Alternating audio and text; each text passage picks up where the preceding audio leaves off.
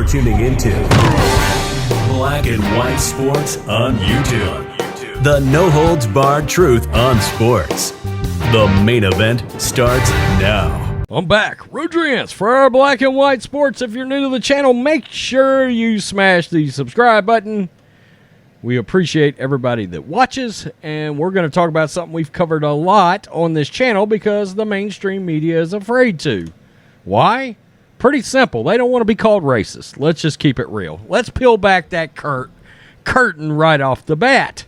This is a story that in large part would have taken over sports probably, let's say, prior to 3 years ago, prior to 24 months ago. I mean, if we don't believe that, just think about how Ben Roethlisberger and Michael Vick took over sports when they were in trouble for various things that potentially could have a criminal connection, in this case a civil connection. And we got Deshaun Watson, who looks like he may have gotten lucky here because it looks like none of his cases will go to trial during the 2022 season. Now, this is going to put the NFL and Roger Goodell in a very tough spot.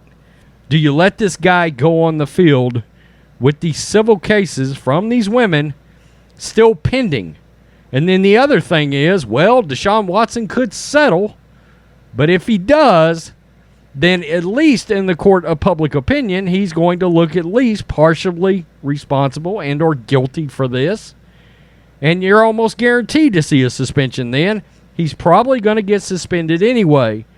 But I know Roger Goodell and the NFL would like to see this resolved prior to the season starting. There was really no way that was ever going to happen. It just wasn't going to happen. There are timelines out there that put the 2023 season in play on Deshaun Watson and all of his issues. This is Florio. It's PFT. Okay. The bad news is, barring one or more settlements with the 22 civil lawsuits pending against Browns quarterback Deshaun Watson, will continue to linger throughout the 2022 calendar year. The good news is none of the cases will go to trial in 2022 in the NFL season. Via Adam Ferris of Cleveland Plain Dealer, the lawyers handling the cases have agreed that no trials will be scheduled between August 1, 2022 and March 1, 2023. Tony Busby, who represents the 22 plaintiffs, told the Plain Dealer he hopes to get a trial set for July. If that isn't feasible, he hopes all 22 cases are ready to go by March 2023. Lingering over the entire controversy is the question of whether the case proceeds with one trial involving all claims or 22 different trials. Whoa. We've previously gotten the sense from talking to persons with knowledge of the litigation that the cases would be tried one at a time. Wow. For 22 trials, that could have taken, most, if not all, of the 2023 off season.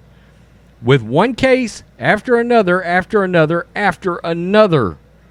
Wow. Wow, and I assume Watson's sitting in the courtroom for all of these. At some point, Watson needs to focus on settling specific cases. A deal could have been had for 18 of the claims last October. That's a fact. Right around the trade deadline last year, Watson didn't want to settle some, but not all of the claims. So he also did not want to settle some of them.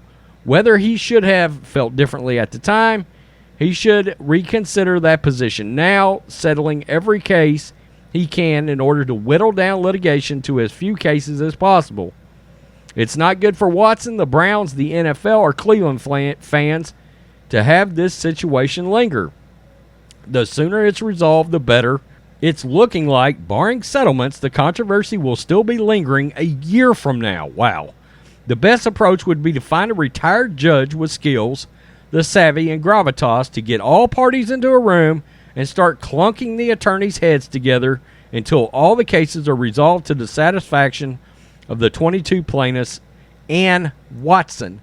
And, of course, we've talked about on this channel about the fact that, yes, there are Browns fans that are happy they got a franchise quarterback. And then there's a section of Browns fans that are madder than hell right now, okay?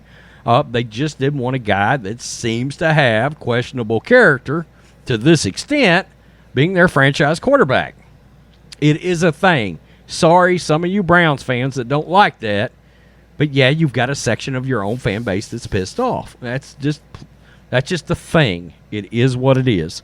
But this tells you this coming season looks like it will not be interrupted by these cases.